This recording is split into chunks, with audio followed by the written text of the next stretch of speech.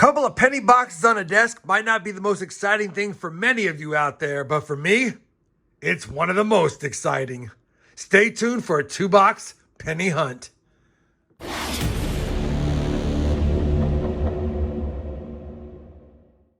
Hey everyone, it's RobFindsTreasure and welcome back to the channel. We're hunting a couple of more penny boxes today and we're trying to fill up a Dansko Lincoln penny album from Just Coin Roll Hunting, and we're only 23 cents away from doing so. 211 of the 234 cents have already been slotted. That's through 358 boxes. This will make 360 boxes after this hunt. Now the plan is to continue hunting the boxes until we fill up the book or hit 1 million pennies searched for this Hunt and Fill series. We're 42 boxes away from that today. With these 2 boxes, we'll be 40 boxes away. Obviously, we're still looking for Canadian small cents, but these are local Dallas-Fort Worth boxes, so probably not too many of those. Either way, I have a couple of circulated penny boxes to hunt. I can tell from the holes in the bottom, and we're going to get right to it. Let's crack open this most recent box I just picked up the other day and see what it looks like on the top side. And you know what?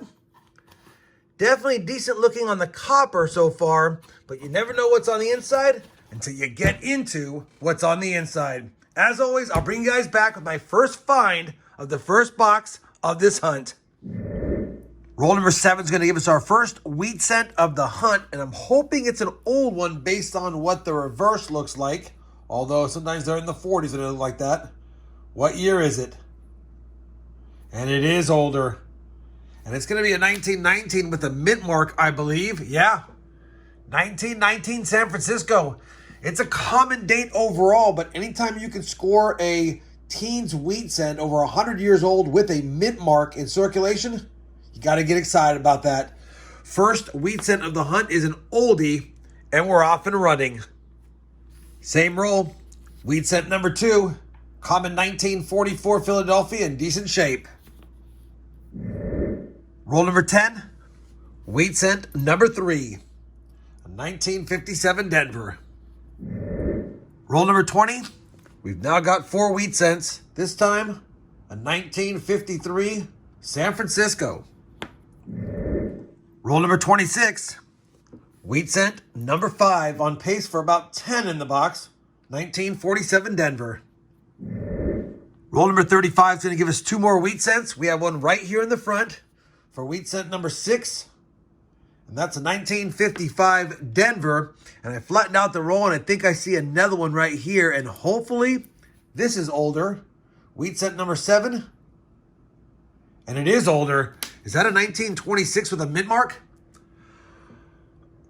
I don't know if that's a 26, 28, or 25 Denver. Let me see if I can look at it in the camera again.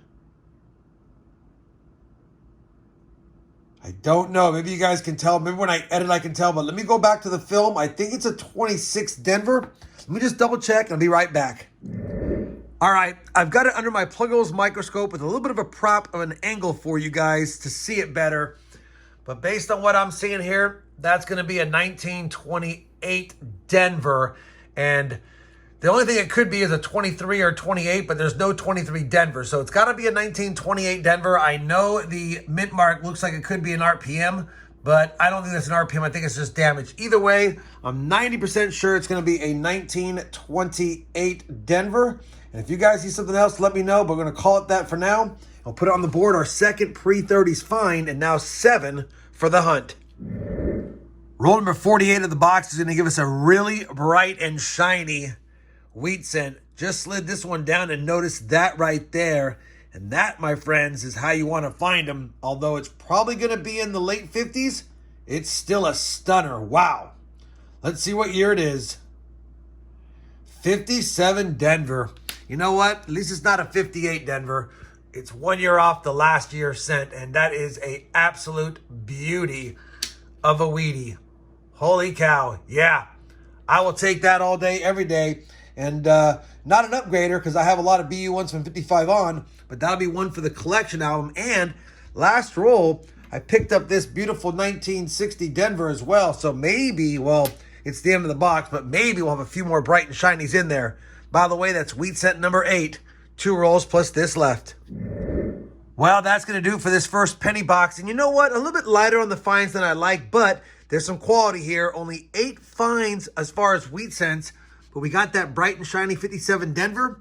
We got the 1928 Denver and the 1919 San Francisco. So a few oldies, a shiny one, some beautiful copper cents over here. The 60D, which is a large date. The 62P, not the DDO. And the 72P, also not a DDO. And on top of that, we got a 1969S, not the DDO, and one Canadian, 1981. As far as copper is concerned, didn't do too bad. 2 pounds, 9 ounces, so just over the halfway mark of 5 pounds, which is what I like in a 2-box hunt. Speaking of 2 boxes, time to crack open box number 2. See if we can get a few more wheat cents or some more oldies with mint marks. All right, well, another decent looking box for copper. Hopefully the copper stays strong, and hopefully the wheat cents get stronger. I'll bring you back in when I have my first find of the second box. Roll 2 of box 2 will give us our 9th wheat cent of the hunt. Reverse facing, looks pretty nice too. Another nice 57 Denver, although not as nice as that one. Roll number 4 of box number 2. We've made it to 10 wheat cents for the hunt. This one's a little bit corroded though. Hopefully that means it's older. Looks like it could be. And it's going to be older. I think I see a 27 with a mint mark. It is 1927 Denver. We'll definitely take that. Again, I don't know if I need that, but 1927 Denver is a nice find. Even though it's ugly, we've got 3 oldies so far. 10 now for the hunt. Roll number 59 of the 100 roll hunt will give us wheat cent number 11. It was the second coin in. And it's going to be a 1942 Philadelphia. Roll number 62. We've got a dozen Wheaties now. Wheat cent number 12 is a 1955 Philly. Always want to check it for that DDO. I've got a short on that. And that might be the poor man's double die with the doubling on the 5. Doesn't add any more value to this coin in this condition, but if it was a bright and red shiny one, it would add a few bucks. But either way, always fun finding them. You can see the doubling right there at the last digit, and that's what's called the poor man's double die for the 1955. It's not really a double die, but either way, I'll take it. Second coin from 1955, first from Philadelphia, and now 12 for the hunt. Roll number 64, we have a baker's dozen now for the hunt. Already 5 wheat cents in the second box. Wheat cent 13. Is a 1944, I believe a San Francisco. No, it's going to be a 1944 Denver. And I don't see the D over S over mint mark. You want to find those. I know it looks a little suspicious up there, but it's not the D over S. I have found that before. We'll still take it. Our second one from 1944. Roll number 74. And wheat cent number 14 is our friend again. Another 1957 Denver for the board. Same roll. We now have 15 wheat cents, and this one's a 1950, I believe, San Fran. Yes, it is. 1950, San Francisco. Left my heart there once. Roll number 76, and yet another 1957 Denver, and that makes now 16 wheat cents for the hunt. Roll number 84, and now we have 17 wheat cents. Looks like it's pretty gummed up. Let's see if it's an oldie. I think it's a 1944 Philadelphia, and it is. We'll take it. 17 wheat cents, 3 away from 20. Roll number 89. This is our 18th wheat cent, which means we have 10 in box 2. And this one is a 1953. Could be another. It is. Another San Francisco. That makes 2 1953 S's for the hunt. Same roll. Literally the next coin. Didn't even notice it was another wheat cent, but then I saw that it had a 1946 on there.